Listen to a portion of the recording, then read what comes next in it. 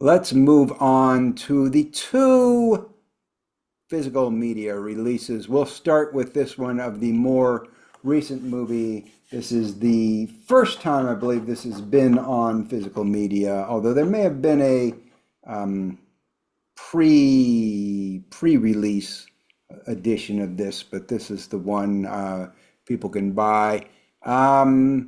Do you want to describe this back cover for us, Jeff? Yeah, this is mostly text over slightly different colors.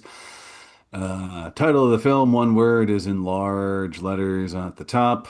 Along the edge, there's some technical specs, I'm guessing, and an indication of the special edition features in the bottom third of this. And the one picture provided is a winter scene with two gentlemen standing at a doorstep in conversation with each other. One of them is a short haircut, close cropped fella in a puffy jacket, tie, brown slacks, very, office normal looking. And the other fella seems slight bit more vibrant, has a blue puffy shirt thing over which is looks like maybe a gilded kind of over tunic, almost seems to be wearing maybe a cape thing, and he's got it's like Cuban heeled shoes, possibly cowboy boots, and he's got shaggier hair and a mustache. And I guess also worth noting, in addition to the little stairway up to the house on this porch scene, is there's a wagon full of drums resting outside on the right-hand side of the screen behind the more staid office fellow. Right.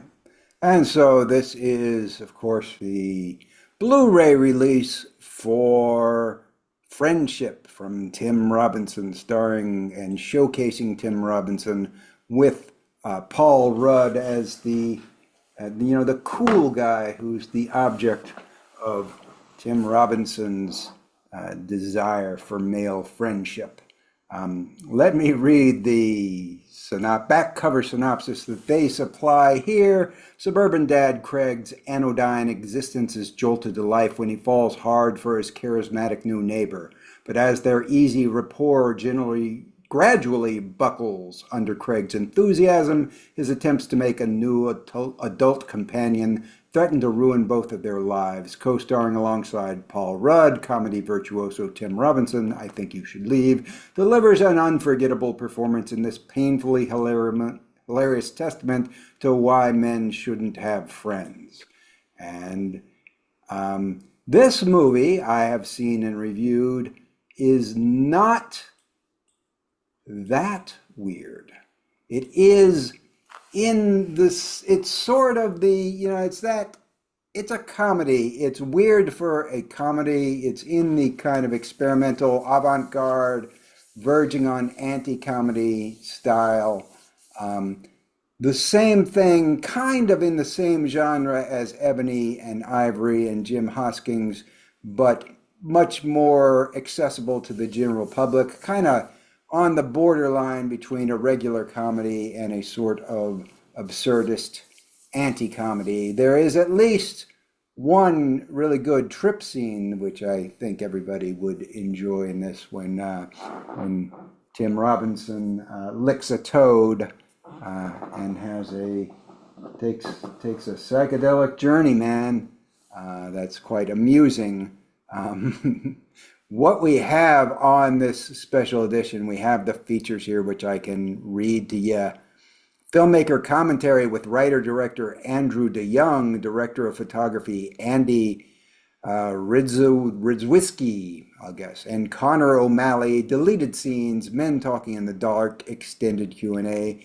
Connor O'Malley, extended garage scene. 6 collectible postcards with behind-the-scenes photography, and then some specs for you. It is a Blu-ray, not a 4K, so we might potentially see this again in 4K someday. Hmm. It's from A24, of course. Anything to add, Giles? No, I haven't seen the movie. You haven't seen the movie, and I have. So, as I say, it's worth seeing. Not gonna be anybody's idea of anybody here's idea of a super weird movie. For the regular average mainstream viewer, it may be the weirdest thing they ever see. Mm. It's one of those kind of movies. So, but there it is on Blu-ray. And one last thing I'll mention, now that the Blu-ray is out, that's about the same time that the price on the VOD drops from that premium pricing of about $20 to a more manageable number of around $5 or $6. So now's a good time to see Friendship on VOD if you've waited for it, because it is probably as cheap as it's going to get for the foreseeable future. And we have one more movie, physical media release, also a movie that's been previously released. I think, even though it's a relatively new movie, I think it's been released multiple times, but here it Yes. is again. Giles, do you want to describe this spread, this Yeah, cover spread? with pleasure, because this is a fully open case of the ultimate form of distributing data-filled discs. This is a steelbook. Mm. So we've Not got just this. not just a steel book, Oh but no, this is 4K. 4K UHD steelbook, It and doesn't have much frankly, better than that, but I think we all describe. have. I'll have to wait for the afterlife for anything that's cooler than this. So we've got the spine here with the title on it in black.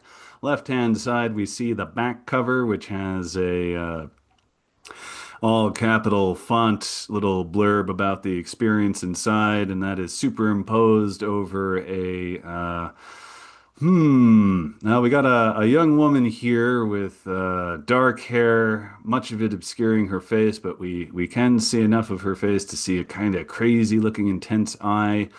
And since I've seen this, I might be guessing more than is actually shown, but in the bottom right, we possibly see that, oh, one of her arms is restrained as she is seated in this chair, gazing at something that is over our right shoulder as we're looking at her here. And that's the back cover. And on the front, we've got a sort of combination, I don't know, stylized noir painting meets photographic realism thing going on, done in various sepia into black tones. With upper left-hand corner, got a massive owl perched, stylized owl perched on a skyscraper in front of a white moon. On the right-hand side, we have a TV studio light, a big spotlight thing turned off at the moment, and that's resting on top of a television, which is showing the image that we saw on the back cover here. And standing sort of contemplatively, perhaps forlornly, is a suited gentleman with a slick haircut and long sideburns, gazing into, I guess, a bright vertical beam of light that springs down the cover through the middle and provides the negative space for the black text in the middle of the title, which is done up in primarily in white capital letters at the bottom. Yes, and then there's also a spine, and on the spine in the front, you will find the title of this movie, which is Mhm. Late Night with the Devil. Yeah. And on the back cover, we have a little tagline: Ladies and gentlemen, please stay tuned for a live television first, dot, dot, dot, as we attempt to commune with the devil. And probably not a shocking spoiler to say that, yeah, they do actually pretty much commune with the devil in this movie. So the movie, as you might have already known, since it's been out for quite a while, is intended, presented as a kind of found footage thing of the Mhm. last broadcast of this late night TV show, on which it was broadcast on Halloween night sometime in the early 80s, I believe. Uh, 77, I Late think. 70s? Okay. Yeah. Late 70s.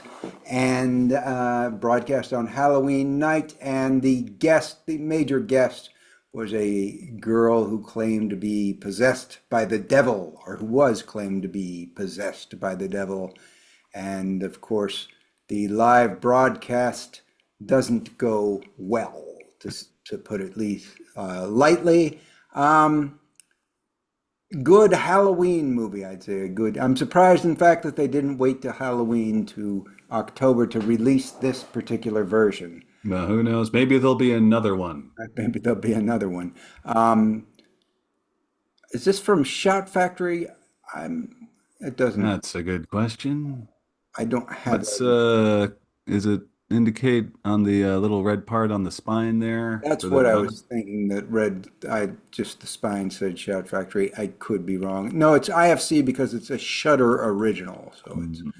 Um, with this version, I will point out they advertise no sort of digital special features.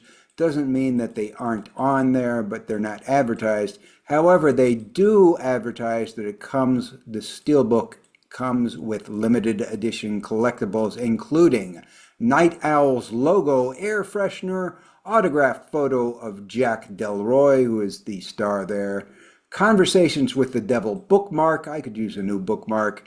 And besides the 4K UHD disc, it also comes with both the DVD and Blu-ray.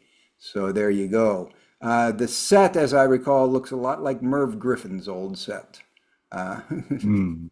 so it's got those 70s, that 70s color scheme and Oh gosh, you never saw so many different exciting shades of brown earth. Yeah, it's all as earth that. tones, and the most vivid thing you'll get is a very dull brownish red and dull oranges. But yeah, it's very, very 70s in the design, very accurate. I think that might be one of the things a lot of people liked about it. It was very accurate to the era in the Mm. production there. I do believe Giles liked this more than I did. I liked it, and I didn't think it was especially weird until it made us a kind of faint towards the weirdness at the very end. Yeah. Um, I think Giles was much more favorable towards it. However, that's usually how things go around here. Well, I did have the advantage. The context of me having seen it when I saw it the first time was at Fantasia. It was a late night showing. It was a packed house of enthusiastic people, and it was coupled with an odd weather event that sprang up immediately upon exiting the auditorium. There was a very ominous thunder and lightning that came out of nowhere.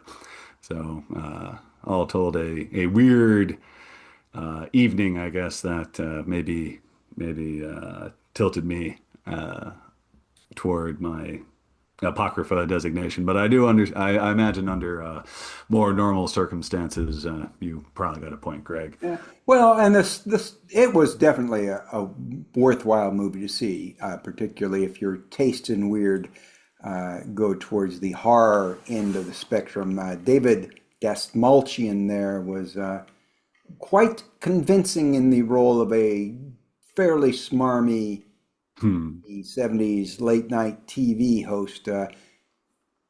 I'm actually a little surprised his career hasn't taken off more since that because at the time everybody was talking about how great his performance was, and he was not super well known before that. I mean, he'd been in Joel Petreikas films for Christ's sake. So, uh, Well, he also, yeah, I guess, yeah, his main claim to fame had been like the henchman of the Joker in the second Christopher Nolan mm, thing, and I'm sure that was all well and good, but it's like, oh, okay, so that's okay. And yes, also, yeah, I'm just taking a quick peek at his resume. He did have, yeah, okay. I guess you're kind of right. He showed up in Oppenheimer as someone, but then again, I think that was one of those very large cast things. definitely.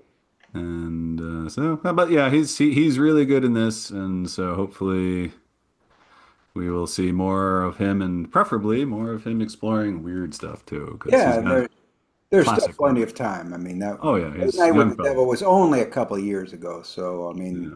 the fact that he hasn't been cast in the next Marvel superhero it doesn't necessarily mean that his run is over.